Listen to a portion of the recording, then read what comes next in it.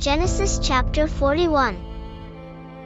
Now it happened at the end of 2 full years that Pharaoh had a dream, and look, he was standing by the Nile. And look, there came up out of the Nile 7 cows, sleek and fat, and they grazed among the reeds. And look, 7 other cows came up after them out of the Nile, miserable looking and thin, and stood by the other cows at the edge of the Nile. The miserable-looking and thin cows ate up the 7 sleek and fat cows. Then Pharaoh woke up. And he slept and dreamed a second time. And look, 7 heads of grain came up on one stalk, healthy and good. Then look, 7 heads of grain, thin and blasted with the east wind, sprouted up after them. The thin heads swallowed up the 7 healthy and full heads. Then Pharaoh woke up, and look, it was a dream. It happened in the morning that his mind was troubled, so he summoned all of Egypt as magicians and wise men. And Pharaoh told them his dreams, but there was no one who could interpret them to Pharaoh. Then the chief cupbearer spoke to Pharaoh, saying, I remember my faults today. Pharaoh was angry with his servants and put me in prison in the house of the captain of the guard, me and the chief baker. We had a dream on the same night, he and I, each having a dream with its own meaning.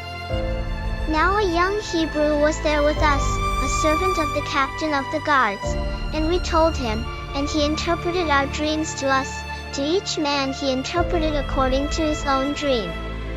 And it happened just the way he interpreted them to us, so it was, I was restored to my office, and he was hanged.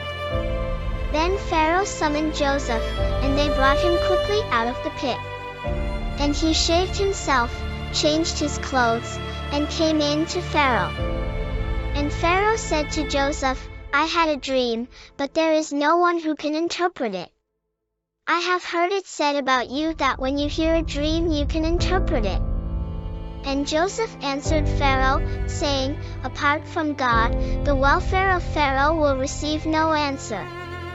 Then Pharaoh said to Joseph, In my dream, look, I stood on the edge of the Nile. And look, there came up out of the river 7 cows, fat and sleek, and they grazed among the reeds. And look, 7 other cows came up after them, scrawny and very miserable looking and thin. I had never seen such bad-looking cows in all the land of Egypt. The thin and miserable-looking cows ate up the first 7 fat cows. But when they had eaten them up, no one would have known that they had eaten them, for they were still as miserable-looking as at the beginning. Then I woke up. And I fell asleep, and I saw in my dream, and look, 7 heads of grain growing on one stalk, full and good. And look, 7 heads of grain, withered, thin, and blasted with the east wind, sprouted up after them. And the 7 thin heads of grain swallowed up the 7 good heads of grain. And I told it to the magicians, but no one could tell me its meaning. Then Joseph said to Pharaoh, The dreams of Pharaoh are one. God has told Pharaoh what he is about to do.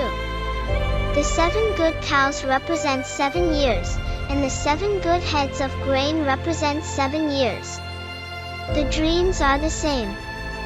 And the 7 thin and miserable-looking cows that came up after them represent 7 years, and also the 7 empty heads of grain blasted with the east wind. They are 7 years of famine. It is just as I said to Pharaoh, God has shown Pharaoh what he is about to do. Look, 7 years of great abundance will come throughout all the land of Egypt. But after them 7 years of famine will come, and all the abundance will be forgotten in the land of Egypt. The famine will devastate the land. And the abundance will not be remembered in the land because of the famine that follows it, for it will be very severe. Now the dream was repeated to Pharaoh twice because the matter has been fixed by God, and God will carry it out soon. Now therefore Pharaoh should look for a discerning and wise man, and give him authority over the land of Egypt.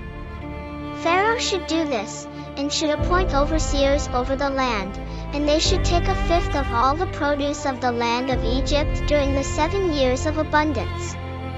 They should gather all the food during these good years that are coming and store the grain under the authority of Pharaoh for food in the cities, and they should preserve it. That food will be a reserve for the land during the 7 years of famine that will come on the land of Egypt, so that the land will survive the famine. The proposal was good in the eyes of Pharaoh, and in the eyes of all his servants.